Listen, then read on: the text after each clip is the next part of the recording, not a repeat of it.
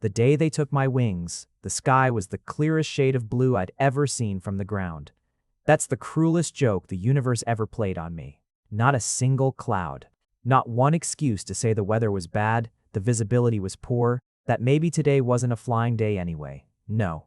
The sky was open and infinite and completely, mockingly perfect. And I was standing in Dr. Reyes's office on the 4th floor of the airline's medical center, gripping the edge of her desk with both hands while she explained, in the gentlest possible voice, that I would not be returning to active flight duty. Not this month. Maybe not for several months, possibly, depending on how things progressed, not ever. I am Alex Logan. I have been a flight attendant for 8 years. I have crossed the Atlantic 214 times. I have poured coffee at 35,000 feet during turbulence that made grown businessmen clutch their armrests and pray. I have performed emergency evacuations and training with a calm that my instructors called preternatural. I have, in short, built my entire identity around the sky. And my heart, my stubborn, overachieving, dramatic heart, had decided, at the age of 31, to develop an arrhythmia that no amount of willpower could argue it out of. The official term was omega-linked autonomic dysregulation, which is a very elegant way of saying that the secondary biological system I was born with, the one that most people in my situation barely noticed beyond a few days of mild seasonal symptoms per year, had apparently decided to stage a full-scale revolt. My presenting designation was Omega. I had always kept it suppressed with blockers, managed it quietly, professionally, the way most flight staff did. Airlines had policies. Schedules didn't pause for biology. But somewhere over the mid-Atlantic on a route I'd flown 100 times, my heart had started doing something it wasn't supposed to do. The episode lasted 4 minutes. I remembered every second of it. The way the overhead lights seemed to pulse. The way the passenger in 14C had asked if I was all right with a concern in his eyes that told me I must have gone very pale. The way I'd gripped the beverage cart and breathed through it with everything I had. I filed the report myself. That was the kind of person I was. I didn't hide it. I didn't hope it would go away. I just didn't expect it to take everything. The good news, Dr. Reyes said, sliding a folder across her desk toward me, is that this is manageable. It's not dangerous if properly treated. We're talking about a protocol adjustment, some lifestyle modifications, and time. How much time? That's genuinely hard to say. Minimum 6 weeks of full ground rest before we can even reassess. 6 weeks. 6 weeks of the sky going on without me. 6 weeks of my colleagues boarding planes and the wheels lifting and the world falling away beneath them while I stood on solid ground like a person who had never loved altitude. I took the folder. I thanked her. Exprect for them. I walked out into that horrible, beautiful, cloudless day, stood on the pavement outside the medical center, and called my best friend Priya to tell her I was grounded. "Oh, Alex," her voice was warm and immediate. "Come over. I'll make terrible food, and we'll watch something with a lot of explosions." "I'm not sad," I said, which was a lie so transparent that even I could hear it. "I know, sweetheart. Come over anyway." I went. The apartment they assigned me during my medical leave was not mine. Mine was a lease I'd maintained mostly out of habit. A studio near the airport that I slept in perhaps 8 nights a month, and had decorated with the minimalist precision of someone who understood they were never really home. Clean lines, a good mattress, almost no personal items except a framed photograph of myself at 19, standing in front of my first aircraft in my training uniform, grinning like I'd just been handed the keys to the universe. Because I had been. Now I had 6 weeks, minimum, to stare at that photograph and figure out who I was when I wasn't in the sky. The airline was genuinely decent about it. They kept my salary, gave me access to the employee wellness portal, connected me with a specialist in Omega cardiovascular health. They sent a very official, very kind email from HR that somehow managed to feel both warm and completely impersonal. I appreciated the effort. What I didn't anticipate was the phone call on my third day of leave. I was sitting at my kitchen table attempting to find meaning in a crossword puzzle when my phone rang. Unknown number, but one I vaguely recognized the area code of. The airline's operations hub. I almost let it go to voicemail. I don't know why I didn't. Alex Logan, I answered, because old habits were harder to shake than arrhythmias. A pause. Then a voice. Low, careful, with the particular cadence of someone choosing words the way a pilot chose, approach vectors. Deliberate, precise, aware of the weight of things. This is Kelvin Dyer. I was the captain on your last flight. The name landed somewhere unexpected in my chest. I knew who Kelvin Dyer was. Everyone in the crew did. He had a reputation for being excellent at his job and deeply private about everything else.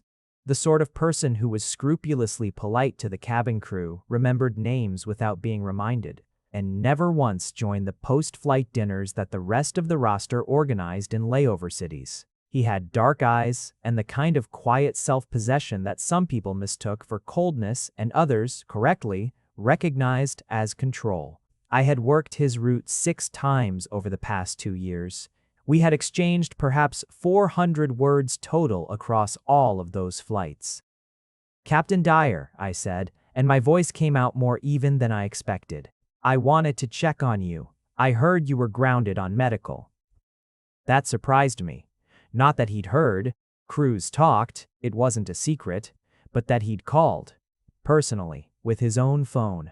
I'm fine, I said, managing. Good. Another careful pause. That's good, I'm glad.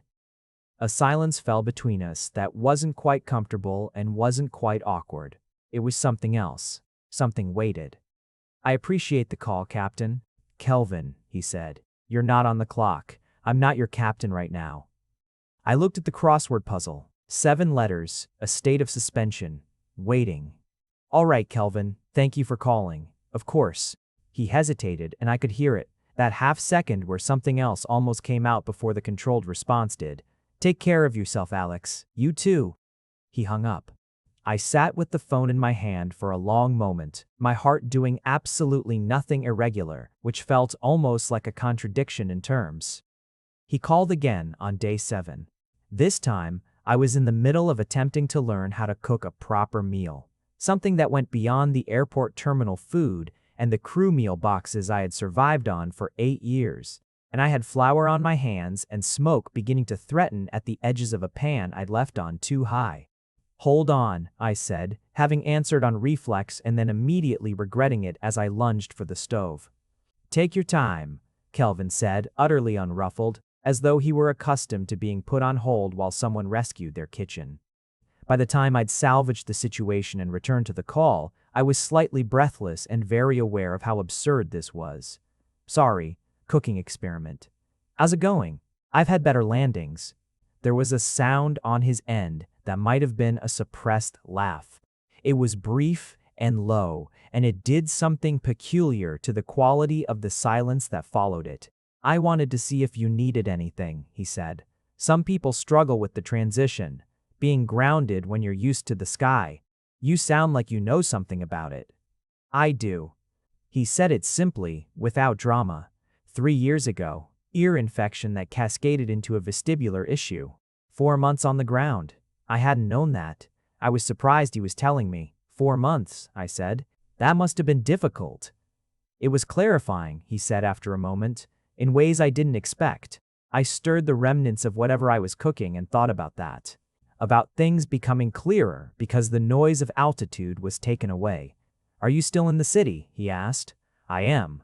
If you ever want to get out of the apartment, there's a good walking trail near the reservoir. Quiet, no crowds. I almost deflected. It's what I would normally have done. Polite thanks, no commitment, preserve the professional distance that had always been the sensible thing between crew and flight deck. But I had 6 weeks ahead of me of sensible things and quiet apartments and crossword puzzles with my fingers. That sounds nice, I said instead, another one of his careful pauses. Sunday, 10 in the morning, if that works. I'll be there. After I hung up, I stood in my kitchen with inexplicably terrible pasta and a feeling I couldn't immediately name. Not anticipation exactly, something more careful than that. Something that was paying close attention to itself. He was already there when I arrived Sunday morning, not pacing, not checking his watch, just standing at the trailhead with his hands in the pockets of a dark jacket, looking at the water with the same attentiveness he probably gave to weather systems and flight paths. He had the quality of a person, very comfortable with stillness. It struck me differently now that there were no passengers, no altitude, no role to inhabit between us. "Morning," I said. He turned and looked at me directly, the kind of look that didn't flinch away. "Morning." We fell into step together naturally, which itself was worth noting. It didn't require negotiation. The trail wound along the reservoir's edge, and the morning was cool, and the water caught the light in pieces, and for a while, we just walked and let the silence be what it was. There is a particular quality to walking with someone for the first time in the open air, away from the roles that normally frame an interaction. In the aircraft, I am the cabin crew, he is the captain. There is a choreography to that relationship, a clear hierarchy of function that also paradoxically creates a kind of intimacy. You learn someone's professional self very completely in that environment, learn the rhythm of their authority, the weight of their decisions, the way they handle turbulence, literal and figurative. But it is a partial knowing. It is the front of a painting. Walking by a reservoir on a cool morning, there is no choreography. There is just two people moving through space at the same speed, adjusting to each other's pace without negotiating it, which is itself a small and telling thing. His pace was unhurried, not slow, purposeful, but not rushed, the gait of someone who did not need to prove anything by the speed of his movement. I found I matched it easily, and that surprised me, because I was by nature a fast walker, a person who moved through spaces as though they were points between other points, as though transition were a thing to be minimized. With him, I didn't want to minimize it, I just wanted to walk. "How's the arrhythmia?" he asked eventually, not delicate about it, not dancing around it, which I appreciated more than I could immediately articulate. "Better on the medication. The autonomic stuff is trickier to regulate. They're adjusting the protocol. You're being careful." "I'm being aggressively careful," I said. "My cardiologist sends me daily reminders." "Good. A beat." I read about omega-linked cardiac episodes. After mine, I started paying more attention to that kind of medical literature. Flight crew are at higher statistical risk because of the suppression protocols most airlines require. I looked at him. "You researched it." "I research most things." "For crew members you've flown with once?" He was quiet for a moment. The path curved and the reservoir opened up wider beside us. "I've flown with you 6 times, he said finally. "I pay attention to the people in my cabin." There was something in the way he said it that was very precise, and also somehow more than the words themselves. I let it sit there. I was beginning to understand that Kelvin Dyer communicated in layers. The surface layer, which was always careful and accurate, and the deeper layer, which he didn't announce but also didn't hide. "Why did you really call me?" I asked. Because I thought I had the right to ask it, and because I thought he would answer honestly rather than defensively. He walked 3 paces before answering. "Because I watched you on that flight," he said. "You had that episode in the galley. I was told afterward what happened, and I thought about you. About the way you handled it, the way you reported it without hesitation, and I thought you deserved someone checking in who wasn't from HR. Something moved in my chest that my cardiologist would probably have wanted to monitor. That's a very specific kind of consideration for someone you've exchanged 400 words with." "Closer to 600, he said. "I've counted." I stopped walking. He stopped too, a half step later, and turned to look at me with those steady dark eyes. He wasn't embarrassed, he wasn't performing anything. He'd said a vulnerable, revealing thing in the most matter-of-fact way imaginable, and he was just waiting to see how I held it. "You've counted," I repeated. "I have a good memory." A small pause. And I found myself wanting to add to the total. The morning light was doing something beautiful on the water. A bird called from somewhere in the trees. My heart, which had been through enough recently, beat with a steadiness that felt almost deliberate. "Well," I said at last, "we're adding to it right now." Something shifted in his expression. the faintest softening at the corners of his eyes, the kind of thing you'd miss if you weren't paying close attention. We kept walking. He called every few days after that. Sometimes in the evening, sometimes mid-afternoon when I was restless with the apartment's smallness and the sky was doing something visually spectacular through my window that I was not inside it. The calls started short and became longer. We talked about routes we'd flown, about the particular experience of altitude, the way the world resolved into patterns from up there, the way problems that felt enormous on the ground became, at 35,000 feet, appropriately miniature. We talked about why we'd both chosen this work, which for both of us came down to something that was harder to articulate than it should have been, something about being in motion, about the particular freedom of being somewhere that had no history attached to it. We talked about his 4 months on the ground, what it had clarified. He didn't say what specifically had clarified until one evening when I pushed a little. What changed, I asked, after my perspective on what was worth the time I had. He was direct and unhurried about it. I was very focused before. On the work. I told myself that was enough, that the sky was sufficient, and then I was taken out of it and I had to reckon with the fact that the sky was going to go on whether I was in it or not. That sounds lonely. It was honest, he said. And yes, also lonely. A pause. What about you? What does the time show you? I thought about it seriously before answering. Outside my window, the city was doing its evening thing. Lights coming on, the low thrum of streets, the distant blink of an aircraft's navigation light crossing east. That I've been very efficient at not being still, I said eventually. I've mistaken motion for aliveness, speed for meaning. I've been very busy not thinking about certain things. Such as? I was quiet for a moment. What I actually want, as opposed to what I'm good at. And those might not be the same things, but I haven't figured out the gap yet. He didn't rush to fill the silence. That was one of the things I was discovering about him. He could be quiet without it being a withdrawal. His silences were a form of attention. You'll figure it out, he said. You're good at honest reckoning. How do you know that? Because you filed the medical report yourself. I laughed, and it surprised me, not the laugh itself, but the ease of it. That's not courage, that's compliance conditioning.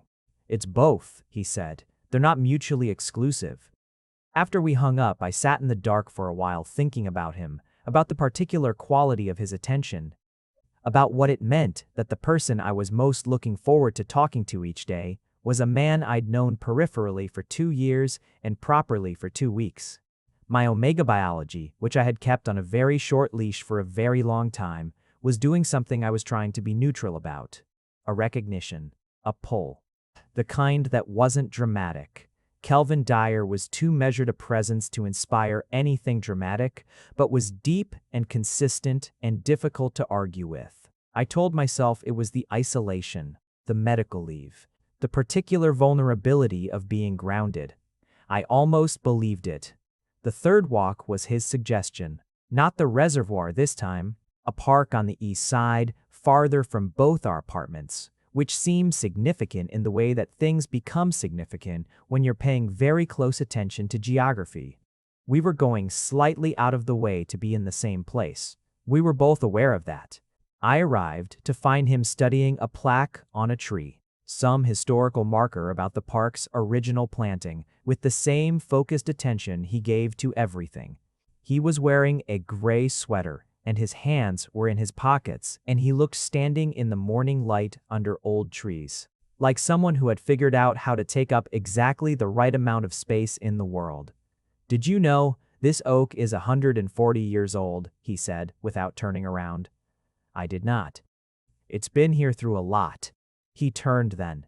Something in his expression was different this morning, less armored somehow. Or maybe I was just learning the grammar of it. We walked.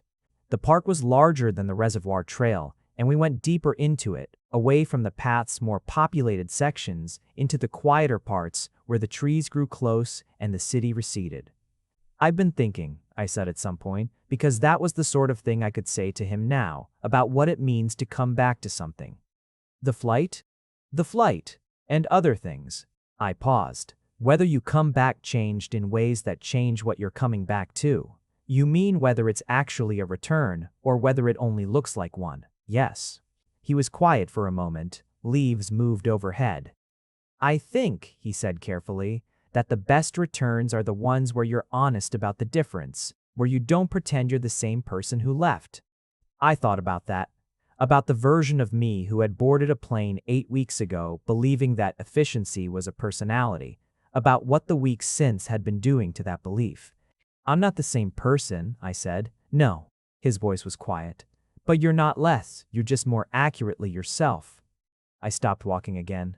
It kept happening. Him saying something and the words landing in a way that required me to be still for a moment. He stopped a pace ahead and turned back, waiting. Kelvin, I said. Yes. Why do you keep calling me? I told you, I wanted to check on you. That covered the first call, maybe the second. I looked at him directly. We've been talking every few days for 3 weeks. You've taken 2 mornings to walk with me. That's not checking on someone, that's something else. He held my gaze. The moment stretched out and I let it. I was done being efficient about not feeling things.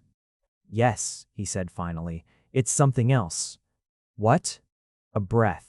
I find myself not wanting to stop talking to you. I find that I think about our conversations when we're not having them. I find, he stopped, gathered himself in the deliberate way he had. I find that I am significantly more interested in your well-being than professional concern accounts for. That's a very precise way to say something imprecise. I'm working on a more imprecise vocabulary. The corners of his eyes did that thing again. It's a process. I laughed, and this time it wasn't surprising. I felt warm in a way that had nothing to do with the morning temperature. I think about our conversations too, I said, more than I've thought about most things in a long time. Even the crossword puzzles? You remembered that? I remember most things about our conversations. Steady, honest, that's the point, I think.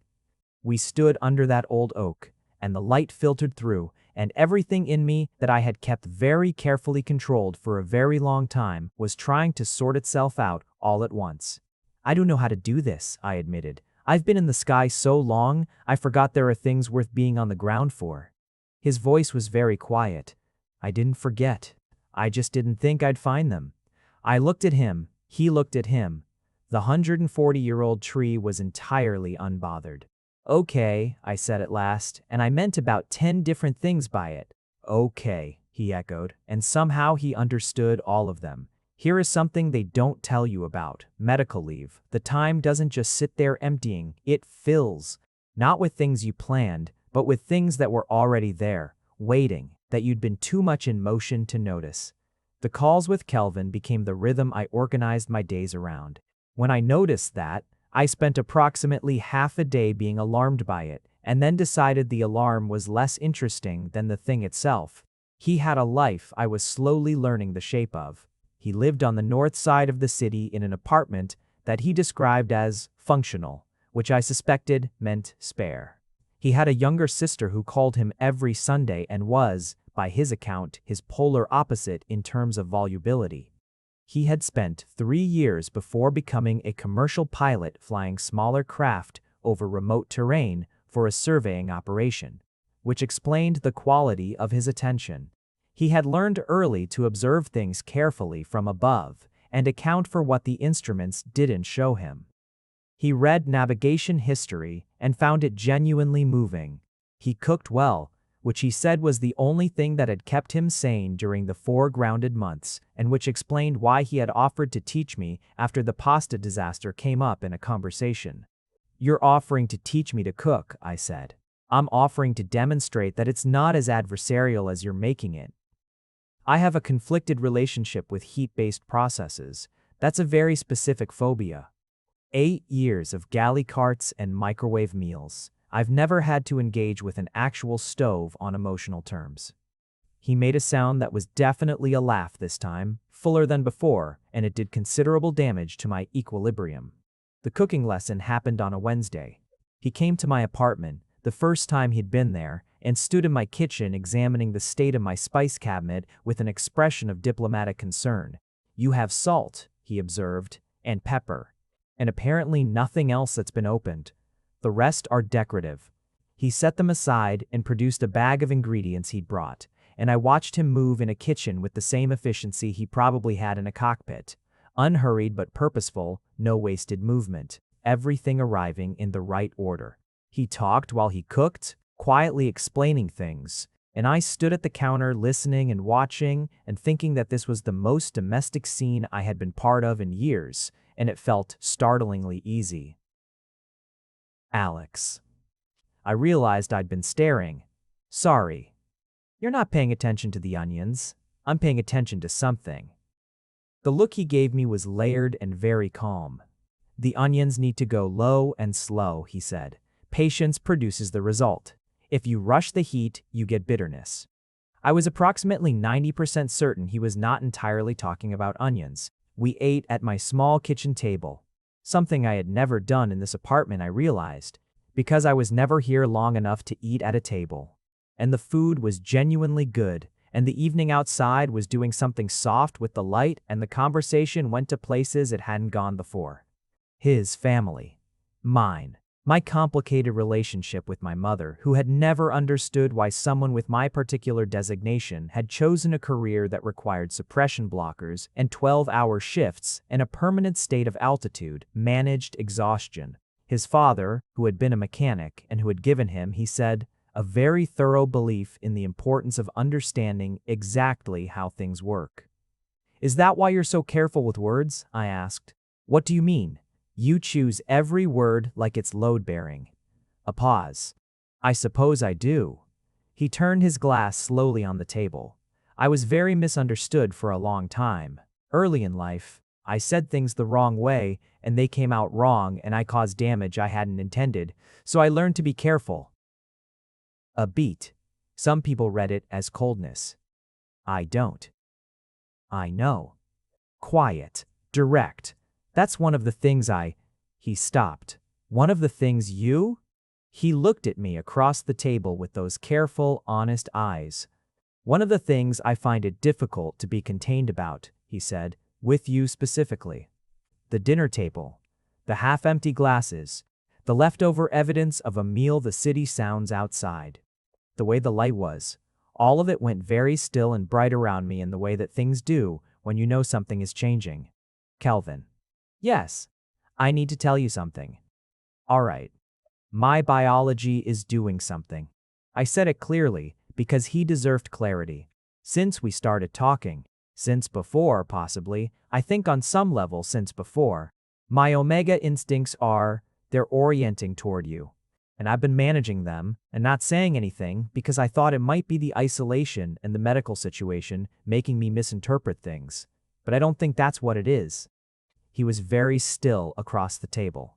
I'm telling you because you're the most honest person I've talked to in years, I said, and you deserve honesty back.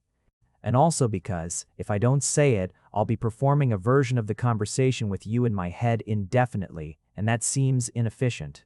Alex. His voice was quiet and very steady. Yes, I am alpha designated. He said it the same way I had said my piece, directly, without performance. And I have been very aware of what you described, since the first walk, since possibly before. I was not going to say it because you are navigating a medical situation, and I didn't want to add pressure to that. But what you're describing is not one-directional. The table between us suddenly felt like a very specific and unnecessary distance. It's not pity, I said. What I feel. I need you to know that. I know. He didn't hesitate. I know you. That's not what this is. And it's not just the isolation for me either. I know that too. His eyes were steady and warm in a way that was new and not new at all. I've known you through 6 flights over 2 years. I've counted the words. I've tracked a way you handle crisis with a precision that most people save for things they love. I've thought about you, Alex, in various configurations, before any of this. Various configurations. I would need to think about that sentence for a long time. What do we do? I asked, because for all my experience in managing things, this was a different kind of atmosphere than I was trained for. We take it at the pace you need, he said. You're not cleared for anything strenuous. The ghost of a smile. Medically speaking. I laughed, and it broke some tension that had been building beautifully, and I said, my cardiologist specifically said the alpha-omega interaction cascade can be managed with… Alex. Yes. I know the medical literature. He looked at me. I researched it. Of course he had. Of course you did. I'm not in a hurry, he said quietly. I want to do this correctly. Carefully. I've been told I'm too careful. But with things that matter, I don't think that's a flaw. It's not a flaw, I said. It's one of my favorite things about you. Something moved across his face. Not the corner of the eyes thing, but something deeper. Something that went all the way down. He reached across the table, slowly, and put his hand over mine, and we sat like that while the city went on outside, and my heart beat with a steadiness that was nothing short of extraordinary given the circumstances. Here is the thing about falling for someone, the way you fall toward altitude. Gradually, and then all at once, with a kind of inevitability that makes the word fall feel inadequate, because it's also a rise, a lift, a change in what's possible. Kelvin was very careful with me. Not cautious in the way that means afraid. Careful in the way that means attentive. He noticed things. What I needed on a particular day. What kind of conversation I was up for. When I was frustrated with the restrictions of my leave, and when I had made peace with them.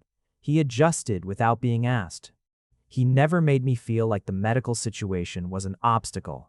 He made it feel like a thing we were moving through at exactly the right speed. He called most evenings. We walked on weekends. He taught me to make 3 things that didn't involve setting off smoke alarms, and I taught him something in return. That there is a right order to how you fold airplane-grade linen, which is completely useless information on the ground, but which he listened to with the same focused attention he gave to weather patterns. We didn't rush. We sat with the growing certainty of each other and let it become familiar before we let it become more. It was 5 weeks into my leave before he kissed me. We were at the reservoir, back where it had started, which felt right, and the light was doing the late afternoon thing that made the water look like hammered gold, and I had been talking about something. I don't remember what, and I turned to find him already watching me with the unguarded expression he'd been gradually allowing himself for weeks now. What? I asked. Nothing. But the word was soft. You're looking at me. I often look at you. Matter of fact, you're worth looking at. I had learned by then that his most devastating statements were always the most matter-of-fact ones. Kelvin, Alex, same tone. Are you going to kiss me, or continue conducting atmospheric observations? Something shifted in his expression, amusement and decision, and something warmer than either.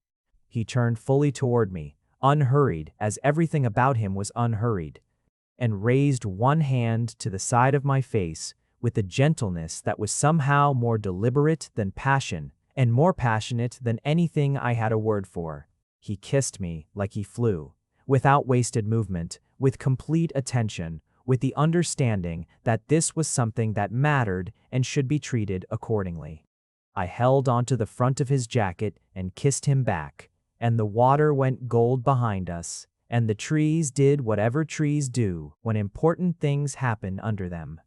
Which is to say, they stayed utterly unbothered, and everything inside me went brilliantly, completely clear. We stood by the water for a long time after, not talking, not needing to. The city went on in the distance. The light shifted. He kept his arm around me, and I kept my hand over his, and we watched the reservoir go from gold to bronze to the quiet silver of early evening. I want to tell you something, he said eventually. Tell me. I have been alone for a long time, and I chose it, largely, not from sadness, from a preference. I am not an easy person, and I know that. I take up a specific kind of space, and most people find it too quiet, too measured, too. Kelvin. I turned my face up to look at him. I worked in a sky that required silence and precision and reading people across a language barrier at altitude for 8 years. Quiet and measured is not my problem. He looked at me. No, he said, it isn't. I am not fragile, I told him. My heart has some opinions right now, but it is not fragile. and I am not going to love you at arm's length because you're trying to protect me from the effort of knowing you." The word "club" landed between us, and neither of us pretended it hadn't. "I know," he said quietly. "I know that." "Good." He tightened his arm around me slightly, and I settled into the warmth of him, and we watched the evening come in until it was fully dark. My 6-week assessment was on a Thursday morning, and I went to it the way I'd gone into every difficult thing in 8 years, with my spine straight and my mind made up and absolutely no certainty about the outcome. Reyes reviewed my monitoring data, ran several tests, asked a battery of questions about my stress levels, my sleep, my autonomic responses. She was thorough and unhurried, and I sat through it thinking about Kelvin in a way that was genuinely involuntary, not anxious thoughts about the outcome, but just him, the fact of him, the way the past 5 weeks had been the fullest ground time of my life. "Well," she said at last, setting down her tablet, "your rhythm has been remarkably stable." I had a very calm few weeks. The medication adjustment seems to be working. The autonomic markers are significantly better than your initial presentation. She looked at me with the particular knowing look of someone who has treated enough omega patients to recognize when something has changed beyond pharmaceutical intervention. "And you seem different, in a good way." "I've had good company. The stress response is much improved. That's the key factor for your work clearance." She folded her hands. "Alex, I'm prepared to clear you for a return to modified duties. Not immediately full schedule. A graduated return, shorter routes to start, with monitoring. But yes, we're looking at a return." I sat with it for a moment. 8 weeks ago, this had been the only thing I wanted. To get back, to be in the sky. The relief was real. And also, how does this look long-term?" I asked. "The management of this condition alongside the suppression protocols the airline requires?" She considered me carefully. "That's the right question. The honest answer is that the suppression requirement is one of the contributing factors to the kind of episode you had. Not the only factor, but a significant one. For someone in a bonded alpha-omega dynamic, the autonomic cascade is naturally regulated without pharmaceutical suppression, which reduces the cardiac load considerably." She said it clinically, without fanfare. She was telling me something medical and also something else. "I see," I said. "It's information," she said gently. "For whatever decisions are relevant to your life, I'm not prescribing you anything except medical facts."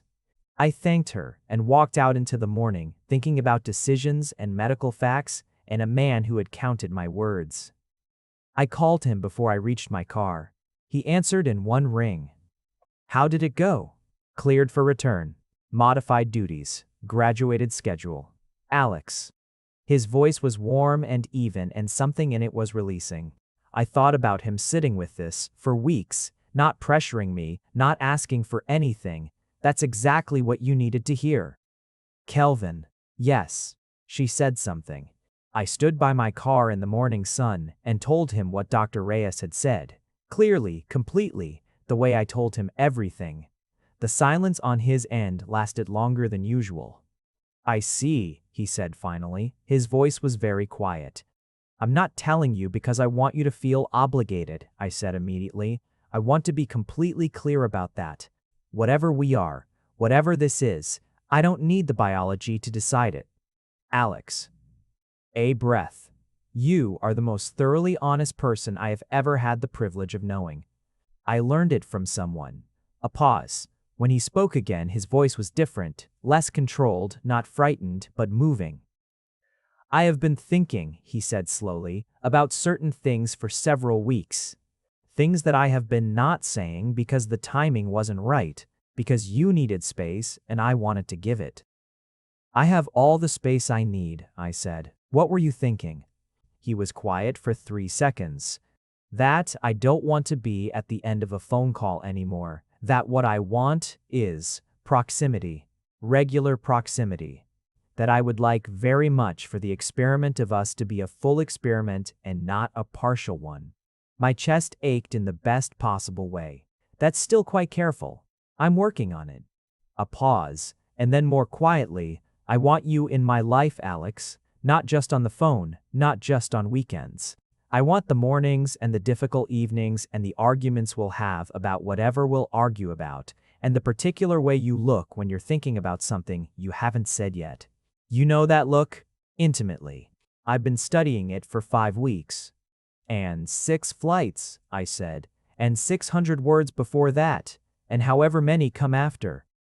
A beat, which I intend to count.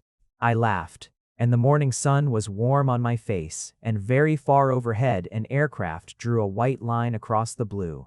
I watched it go.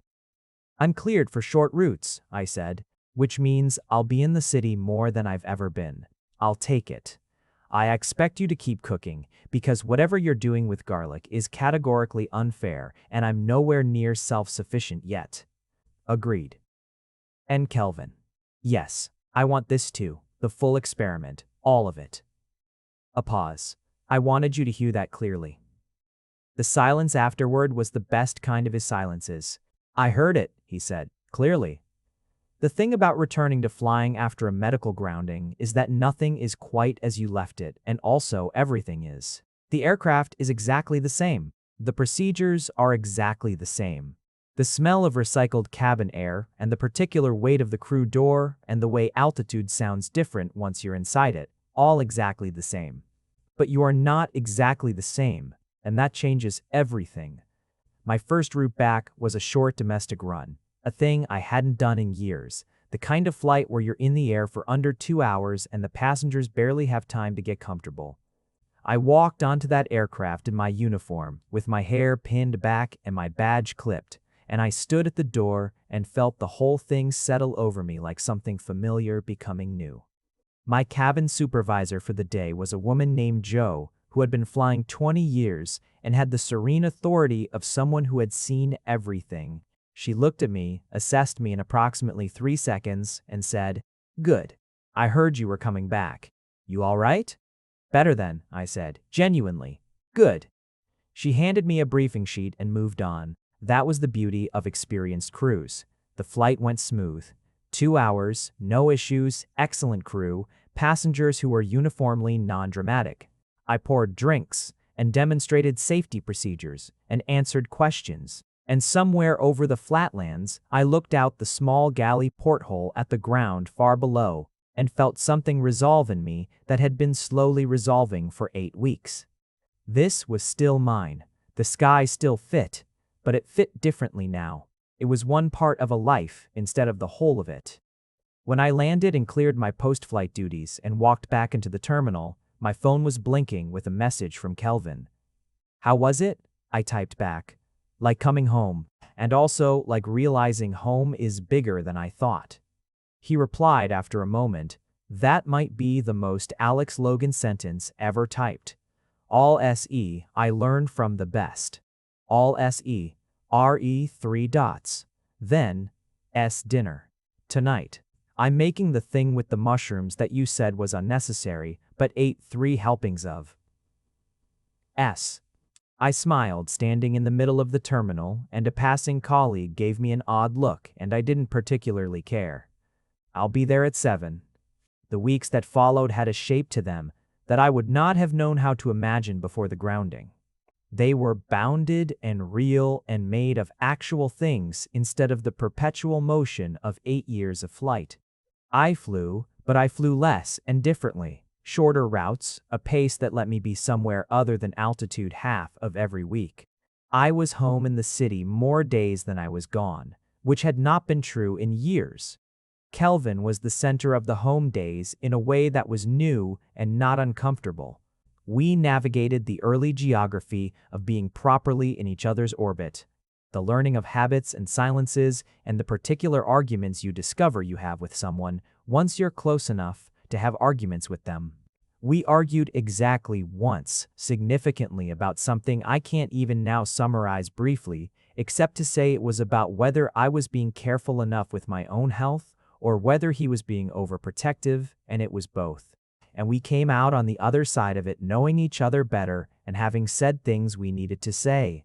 He was very still in an argument, no raised voice, no retreat. He simply stood in the difficulty of it and dealt with it, which was both very good and very maddening because it didn't give me anything to push against. "You're doing the thing," I said, on that evening. "What thing?"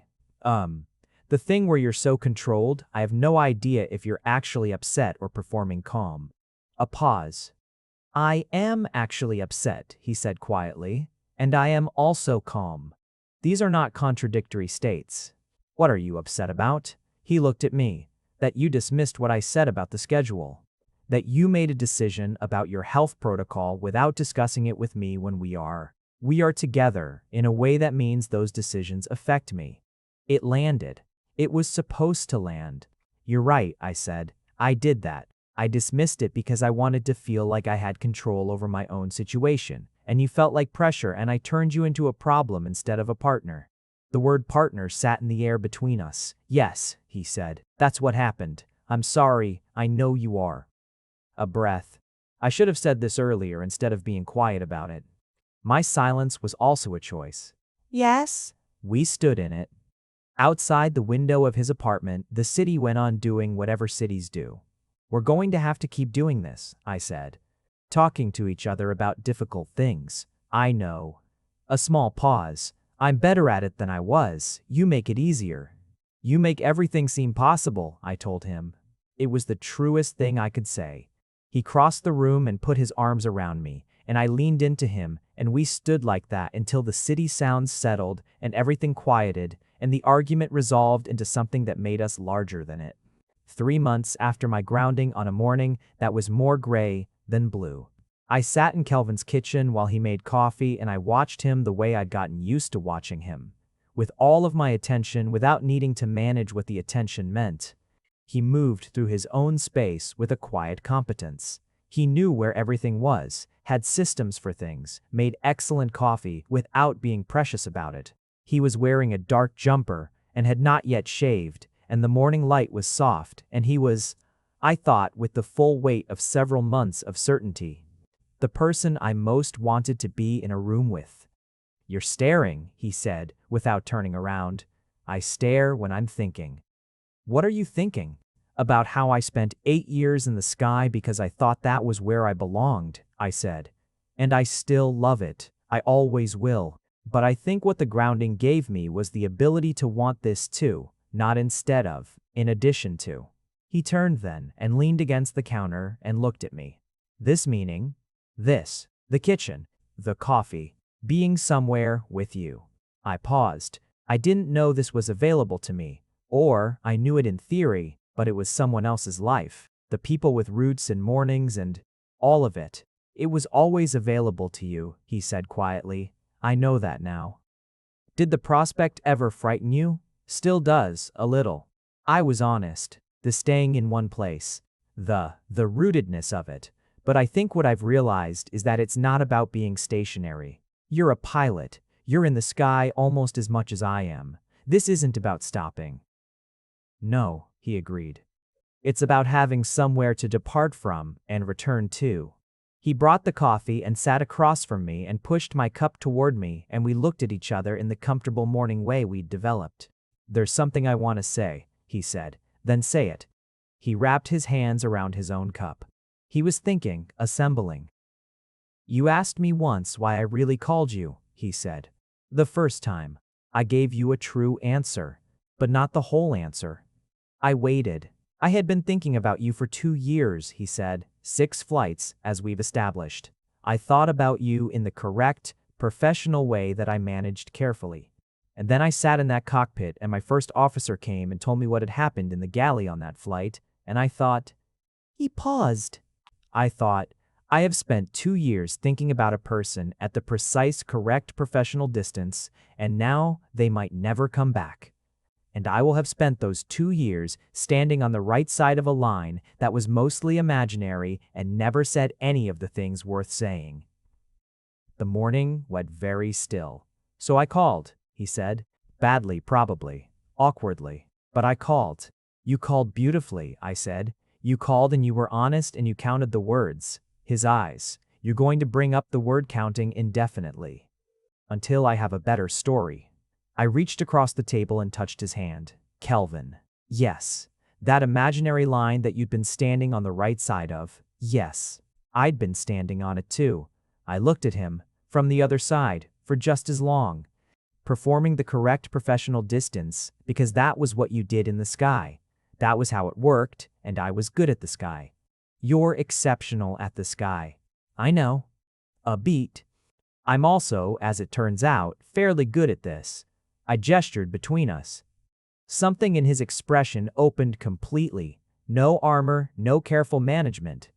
Just him, looking at me across a kitchen table at 9 in the morning, with coffee going cold between us.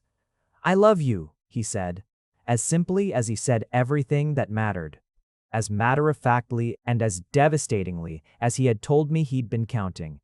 The words settled over me like the moment before altitude, like the hush before the wheels leave the ground. I know, I said, and then, before he could deflect from the sincerity of it, I love you too. I have been loving you in stages since the reservoir, and then before that, and I expect I'll be loving you for a considerable time. A considerable time, he repeated, quiet and warm, indefinitely, pending any catastrophic data to the contrary. I can provide supporting data indefinitely, he said. I know you can. We sat in the morning. The city outside was gray and ordinary and beautiful in the particular way that ordinary things become beautiful when you're paying proper attention to them. Somewhere over the city, a plane drew its white line across the low clouds. I watched it go. I didn't need to be on it to feel its lift in my bones. I carried that now wherever I was. 6 months later, I am on my regular route, medium haul, not quite as demanding as my pre-grounding schedule, by design and by choice. When the captain makes the first announcement, his voice, over the intercom, low and precise, choosing each word for its correct load-bearing function. The passengers don't notice anything particular in it. They hear a routine cruising altitude update, some light weather information, and estimated arrival time. They pick up their drinks and their books and their sleep masks. I stand at the galley doorway and listen to his voice over the speaker and think, 600 words before, thousands after, an indefinitely accumulating total that I keep in my chest like an altimeter. My colleague Dara nudges my elbow. She's been flying with me for 2 months, has figured out the general shape of things. Is that your? Yes, I say. She grins quietly and lets it go. The intercom clicks off. 20 minutes later, a knock. The ritual knock, familiar to all of us, at the galley door, and the first officer pokes his head in for the usual mid-flight check. Captain Dyer says to let you know, he says, that visibility from the flight deck is exceptional today. I look up. Does he? Wanted to make sure you knew. A slight grin that he's working to suppress. Professionally. Tell him thank you. Professionally. He retreats. I turn back to the galley tasks and smile at the coffee machine, which has the decency not to comment. Out the porthole, the sky is doing the thing it does at cruise altitude. That deep specific blue that you only see from here, the one that doesn't exist at ground level. The one I have loved since I was 19 years old in a training uniform, grinning like I'd been handed the keys to the universe. I still have those keys. I carry them differently now. Not because the sky means less, but because I know what I'm flying back to. 600 words to start. A phone call on the 3rd day. A reservoir walk in October. A 140-year-old oak. A kitchen table with coffee going cold. A love spoken in the most matter-of-fact voice I'd ever loved. The aircraft hums around me, suspended in all that blue. I am exactly where I belong. If you made it to the end, you're my kind of person. Leave a subscribe, comment down your favorite part of the story. See you in the next one.